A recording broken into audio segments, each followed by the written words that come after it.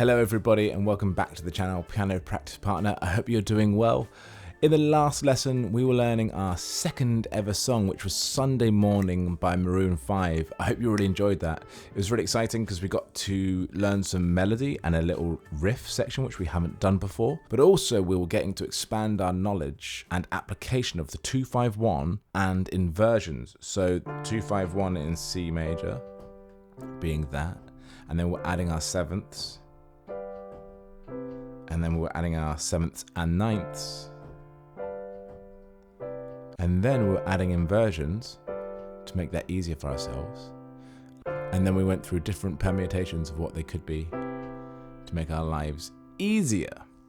So that was really exciting, and I feel like I've been able to implement a bit more knowledge around the 2-5-1s and inversions so that as I'm playing it feels much easier now, and also cool to play that riff. So if you haven't checked that out, please go back and check out the last week's lesson.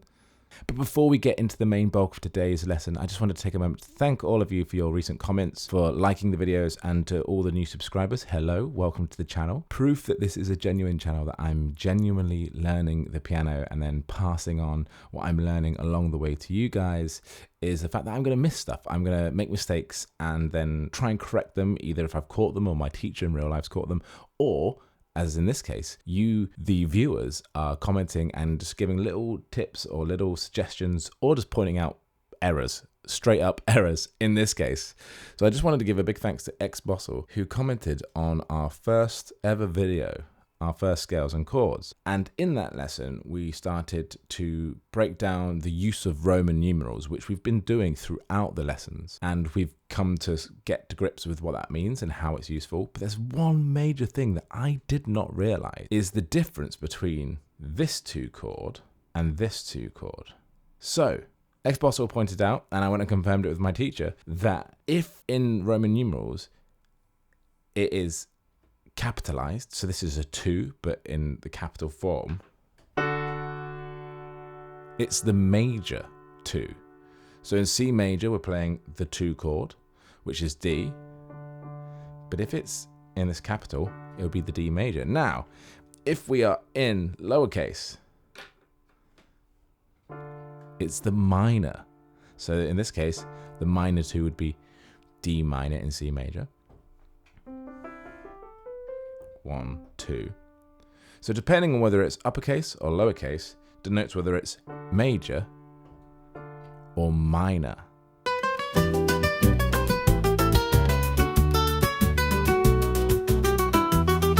That's so useful to know. It's so critical to everything we're going to be doing moving forward. So thank you for all your comments, pointing things out, or just having genuine questions, even if you don't know the answers, and it's not a leading question being like, you are wrong, Matt. But it's something that you are going, why is it like this? It's really useful for me to try and unpick and digest and go and ask questions so I can come back and hopefully inform you, as now we know that there's a big distinction between whether it's uppercase or lowercase as to whether we're playing a major or minor chord. So thank you so much, Xbossel, for that. And I'm sure the rest of the channel will thank you for your knowledge. So let's get into the main bulk of what we're going to be looking at today. We're going to focus today on something called dynamics, which we've loosely spoken about previously, but I wanted to do a bit more of a deep dive into what that means and how it's useful to us. So at the moment, we're learning chords and we're learning some melody and we're doing all this wonderful stuff. But what elevates playing an instrument into really making music? I think the difference and the distinction is the emotion and the feeling that is put onto the music. You can play a chord quite simply and go, I know how to play a C major. But actually, how do you put emotion into a chord, a simple chord? Maybe C major is a tricky one to do, but it's an interesting challenge. How can you make something simple sound really beautiful? And it is often the case with some simple music. It's heart-wrenchingly beautiful. And there's a variety of different methods at our disposal. And one of them is, as I've already mentioned, dynamics. So here with my terrible handwriting, please forgive me. So dynamics. We can think of dynamics very simply as volume. So on one end of the spectrum, we have aptly named this. However, it's not piano, although our terms are Italian, and so this is piano. And usually it's expressed in music as just a simple P. So piano is very soft. And at the other end of our scale, we've got forte, expressed as an F, usually like that. Forte is very loud. So we've got piano and we've got forte. I hope I haven't deafened you. So, how softly can you play piano? And then the strength of forte. And there's obviously a sliding scale of what we have within this dynamic range. It's not just soft or loud. Staying just square in the middle would be boring, but also playing just softly or just loudly would also be boring because you only have two extremes. So obviously we have other elements within there. So the two other major ones which we're going to be looking at within this scale are these two. So this stands for mezzo piano, meaning moderately quiet, and mezzo forte, meaning moderately loud. So I'm going to write that above here just so we can get it down. So mezzo piano and mezzo forte. So we've got piano, we've got mezzo piano, we've got mezzo forte, and we've got forte. So we've got this 4 degrees of sliding scale. How very exciting. Now, obviously, this isn't the end of the range and the spectrum, but we'll mainly concern ourselves with this. I'm just going to add 2 more just for fun, because you can also play forte instead of 1 F. Holy smokes. We've got 2 Fs here. And obviously, you've guessed it, we can do the same down here. With piano, we can put 2 Ps. So this is known as pianissimo. I'll write that down here. So pianissimo, meaning very quiet. And this is fortissimo. So we've got pianissimo, which is very quiet. And we've got fortissimo, which is very loud. I'm sorry for whispering and shouting in your ears. It's like terrible, terrible ASMR. But you get the point. Now, again, we can go to triple F and we can go to triple P. I don't know if you can go much beyond sort of a triple, because then you're either going to be so quiet you can't hear it or so loud that your ears are literally bleeding. So here's kind of what we can be working with. We're mainly going to be focusing on this strip, but these are also here for good measure. So going around in this little circle, we've got pianissimo, so very quiet, piano, quiet, mezzo piano, moderately quiet, mezzo forte, moderately loud, forte, loud, fortissimo, very loud. So there you have it, some simple dynamics. So what happens if we go from piano to forte? Let's not worry about these two for now. I'm going to cycle doing D to D. And see if I can get nice and quiet. Now obviously I'm on a keyboard as opposed to a piano, so it responds differently to velocity. But growing into mezzo piano, and mezzo forte, and then forte, and then back to forte, mezzo forte, sorry, and then mezzo piano, and then piano. Now I'm finding it quite hard on this keyboard to go much quieter than that because this is electric. It has to register somewhere. So if I press it really quietly like this, look, you can see it doesn't register. So if you're on a real piano, an acoustic piano, you can probably get way quieter than this. So it's going to be quite hard for me to do pianissimo in this regard. It might be easy for me to do fortissimo. Let's have a look. But pianissimo is quite hard. So maybe this is piano. Mezzo piano.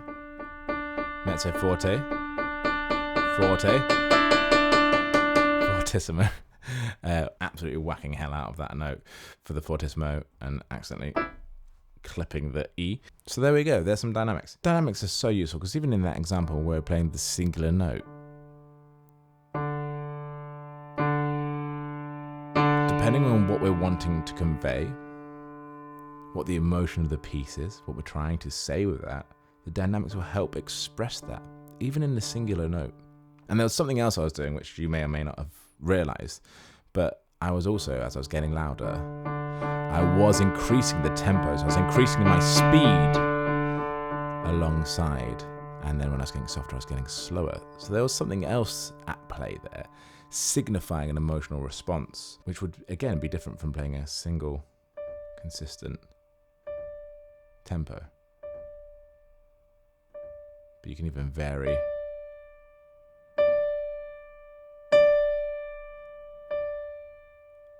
the dynamics there, which gives a different feeling, doesn't it? So simple, but this simplicity of just paying attention to dynamics and how hard or soft you're playing something would completely change how we interpret the piece, how we interpret the song. And it takes it from just playing an instrument to really playing an instrument. And we know this unconsciously, right? We've seen people play, and then we've seen people play. And when they really play, they are pouring so much heart into it. And that's expressed through them, through the instrument, into our ears. And a big part of that, I think, is the emotion of dynamics, right? So let's experiment with a few different things that we've been learning over the last couple of lessons. So we're going to be exploring improvisation again, alongside dynamics. We're going to keep it really simple. So a couple of lessons ago, forgive me, I can't remember exactly when, but we were talking about playing melody within a chord that we were playing. And let's take C major, just because it's really simple to understand for us as a good starting base before we take it anywhere else. And let's put the 7th in as well. We're going to play the chord. And then within the notes we've played, we can play a little melody. So just improvise something like that. Maybe it can be shorter, maybe longer. So let's forget playing that now. That's C major chord with the 7th. And when we get to the improvisation element within the chord,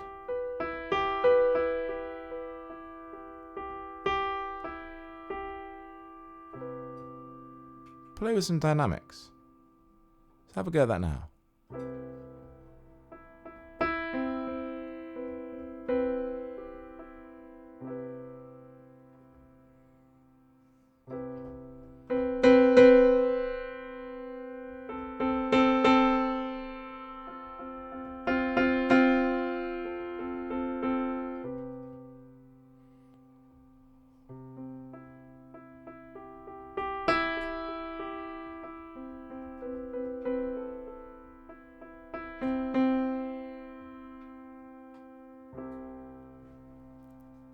Cool, right? We're not doing anything necessarily new or more complicated. We've just taken what we've done before, put some of this to it, playing through piano, up through mezzo piano, mezzo forte, forte, maybe a bit of fortissimo, maybe a bit of pianissimo if you've got a piano that can go that quiet and not an electric one that doesn't allow. And that's how we're putting more emotion on. So let's expand on that a bit more. And this will be really fun in the practice along session as well, coming soon. Is let's take this 2-5-1.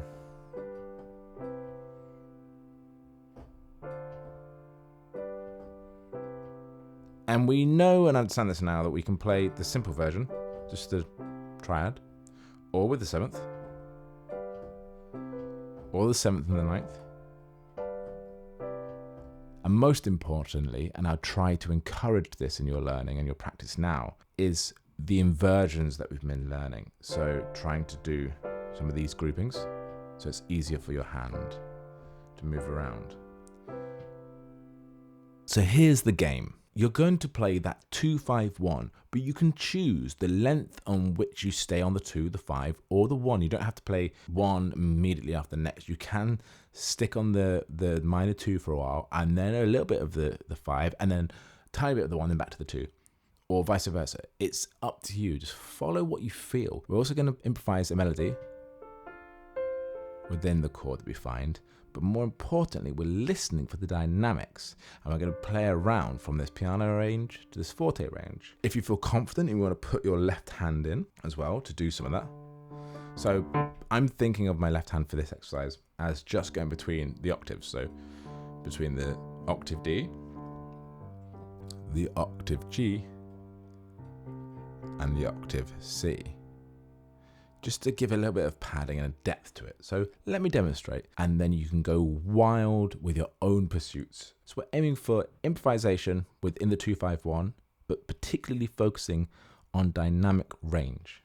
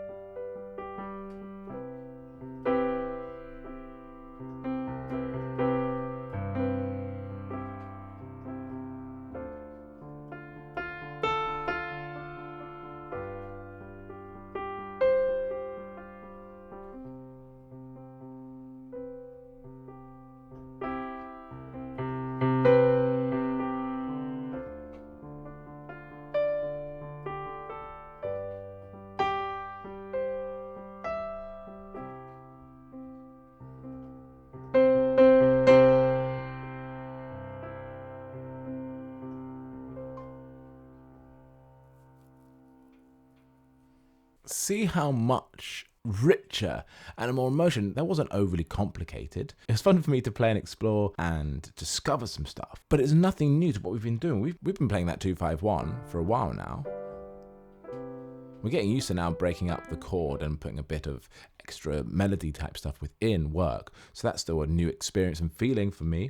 However, the dynamics suddenly elevate it to a whole new level. It feels like that improvised piece, as simple as it may be, suddenly sounds no longer simple. It feels like we're playing a piece, right?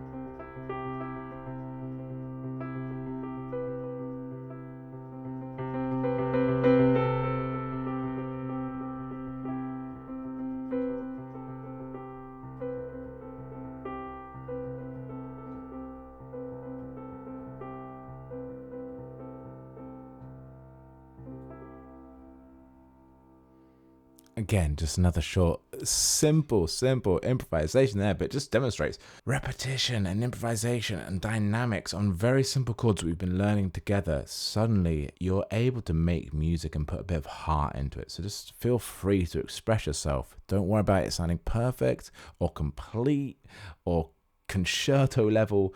This is us getting used to the full gamut of musical expression, so that as we're learning really nitty-gritty technical aspects later down the line, we're not losing sight of what we're aiming for, which is, I think, to be able to make music, play music, actually play it, rather than just understand it by rote or by theory. We're using the theory to help us progress, but we're then putting the heart and the soul into the music so that people respond to it, that we respond to it, that we have an outlet and a source of expression for ourselves, and hopefully a source of enjoyment for others. So I hope that was really useful. Please, in the practice along session, which is going to be really fun, focusing on this, setting some timers, don't shy away from this, but also take this and apply it to all the other video lessons. Once we get, again, used to the technicality of what we're learning that day, then go, okay, what does this sound like with me playing it at forte? What does this sound like with me playing it at mezzo piano, mezzo forte, piano, pianissimo, if you can, fortissimo, if your neighbors don't hate you. Thank you so much for joining. It's been really exciting. I'm happy to have you here. Enjoy practicing this week. Remember, if you haven't subscribed already, please consider doing so. Hit the button wherever it may be